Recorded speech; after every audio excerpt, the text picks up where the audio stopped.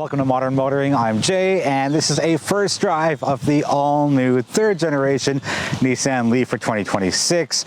Quick note, all the B-roll is going to be provided by Nissan because it rained and it rained.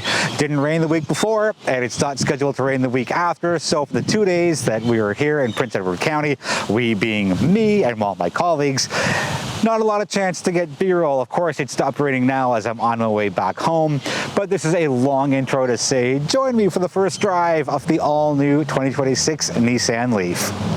As usual, let's start off with our baseline numbers for this first drive of the all-new third generation 2026 Nissan Leaf, almost in one breath. So the S Plus, SV Plus, Platinum Plus, that comes with a 75 kilowatt per hour battery, horsepower is 214, torque is 261 pound-feet. It is front wheel drive only. On the range side, the S Plus gets the highest potential with up to 488 kilometers. Jump to the SV Plus, which is what I'm in right now, and that gets you up to 463 kilometers of range.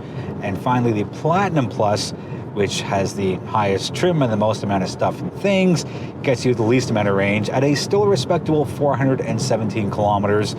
You can charge up to speeds of 150 kilowatts here, so I don't think it needs to be 200, 250 or anything higher, again, for this class of vehicle. The on-board charging speed is 7.2 kilowatts, so I think Nissan has covered all of their bases pretty well, again, considering the class and price point for the all-new Nissan Leaf. Now, as this is a first drive, I'm not going to get to everything. That'll be in maybe a month or two or three from now when I have this for a full week. But what I can say is the Leaf drives exceptionally well. It's smooth, it's planted, and some EVs, the faster you go at a bit of a rapid acceleration, some of them tend to lose a bit of steam. But going from a dead stop up to 60, 70, 80 kilometers an hour, the Nissan Leaf certainly holds on to that propulsion, and you don't feel like you're losing out and slowing down once you hit 60 or 70 kilometers. Getting onto the highway was no issue at all. Just stomp down, off you go. You hear the whir of the battery, and it's that instant torque. So as far as responsiveness goes, the Leaf does extremely well. Now, there is a little bit of road noise that bleeds in. Not a deal breaker, at least I don't think it should be a deal breaker. In urban conditions where you're kind of sitting 20, 30, 40, 50 kilometers an hour, Leaf also does well. You don't have that surging feeling when you tap the accelerator as some other EVs do. Here I find it's smooth power delivery throughout, and regardless of whether you're getting up to speed really quickly or if you're just trying to inch your way through some kind of traffic, or again, more of a congested situation as far as road conditions go.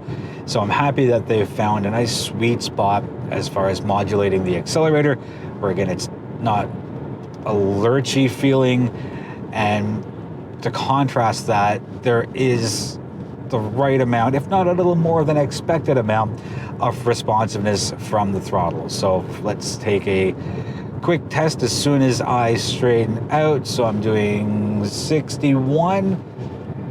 So there it is. Again, it's not explosively fast, but it's good and smooth power delivery. There are 5 different levels of regen here. So you have your E-step, and it's just in this little panel below the vent. So you press that, little E-step logo comes up, and you can see by what's happening in my window, I'm coming to a stop fairly aggressively.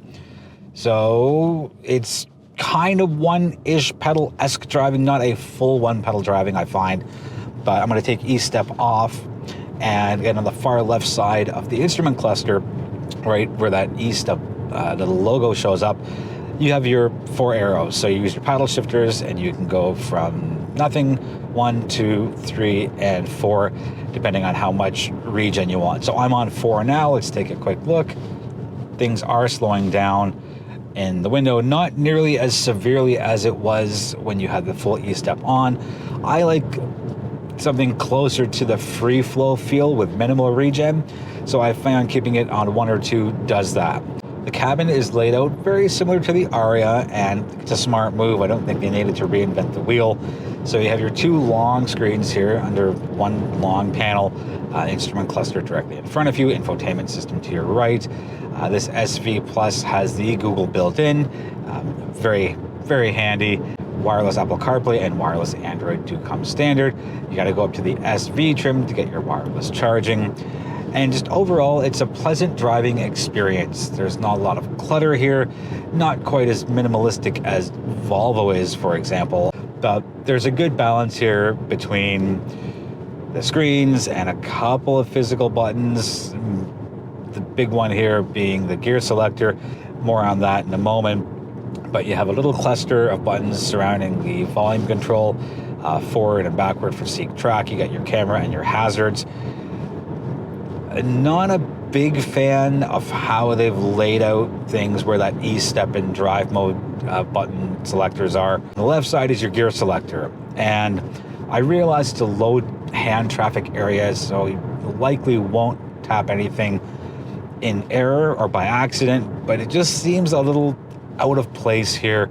There's a flat floor in the front as well as the rear, it being an EV, so that adds to the openness of it. And you got your cup holders and a little spot for a phone up front. The wireless charger is beneath my right elbow, and there's a decent amount of space here in the center console cargo spot. There's a hidden compartment similarly shaped to a glove box directly underneath the middle console here. I like it because functionality first. And again, overall, if you're looking for something that does have a lot more on the openness side, a little more on the spacious side, less cramped, less complicated, less cluttered, the Leaf does pretty well. We do have the zero gravity seats here, so the plus side is they're very comfortable. The not so plus side for me is I find the seat bottoms to be very short. For me, I'm one of 8 billion people, and they may be the perfect length for you, but there is a fairly substantial gap between the end of the seat bottom and where the back of my knee starts. There are no physical buttons for the HVAC controls. Not my favorite, but not the worst thing. Voice controls work pretty well, or you can just set it to auto. I can fit behind myself in those rear seats without any issues, so while it doesn't seem like a very large vehicle, again, based off the footprint, it's surprisingly roomy in here. Now, you have to go to the Platinum Plus trim to get the sunroof. It's a fixed sunroof, and it's the electrochromic one. I wish there was an option for it on the SV Plus. Not that it's really dark in here, but I think that people would pick that up on the option sheet. One thing Nissan got extremely right is including the divide and hide cargo system in the SV Plus instead of only on the Platinum Plus. Such a smart system, so useful, so functional. Speaking of cargo space, there is no frunk. Just mechanical bits in there. I don't mind it. I don't miss it. The trunk does have a fair amount of space back there as well. Nissan did a smart thing by not only offering a Nacs charger, but they also have a regular charger. So on the passenger side is the Nacs charger, and on the driver's side is the regular one. You cannot go level 3 on the regular one. On the driver's side, you can go level 1, level 2. Smartly, there is the plug-in charge technology here, where you just get the My Nissan app, get yourself set up with your credit card, and simply pull up to a Tesla charging station, plug in and charge, off you go. No messing around with apps or reloading or trying to find the app that works with the charging station that often doesn't. Still a ways to go as far as better public charging infrastructure, but having this plug-in charge technology here on the Leaf makes such a difference. Let's get wrapped up with pricing and competition, and I do have some notes I got to go off of because there are a lot of numbers. So here are your Canadian MSRP figures for the 2026 Nissan Leaf.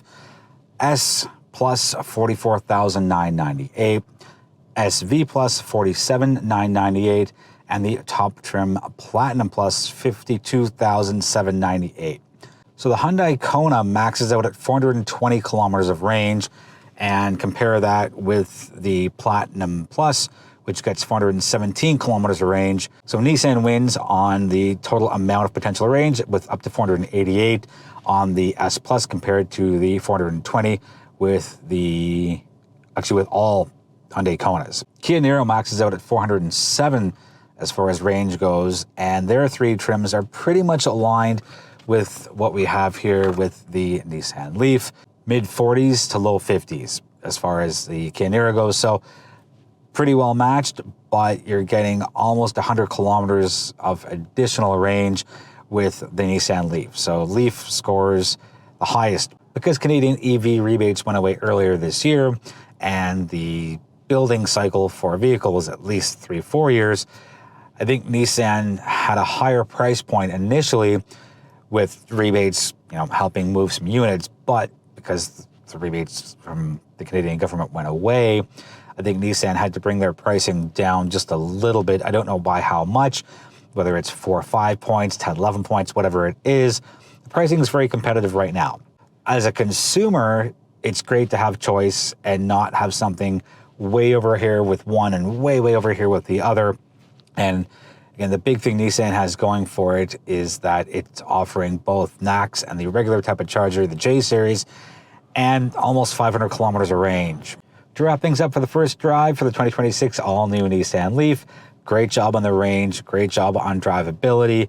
It's a segment that needs more to it, and I'm happy Nissan's gone ahead and put out a new Leaf, because sure, big EVs are great, and they're all sorts of powerful and full of range over 500 kilometers, but they're not really attainable or accessible by a lot of the public. We need affordable EVs that still drive well, have a good amount of safety features. The Nissan Safety Shield 360 comes standard here. And it's just a good, small, urban EV that can be taken on longer road trips. Again, both types of charging ports, decent charging speed at up to 150 kilowatts. And it's packaged well and it's priced well. And yes, there's the S with the smaller battery coming sometime next year.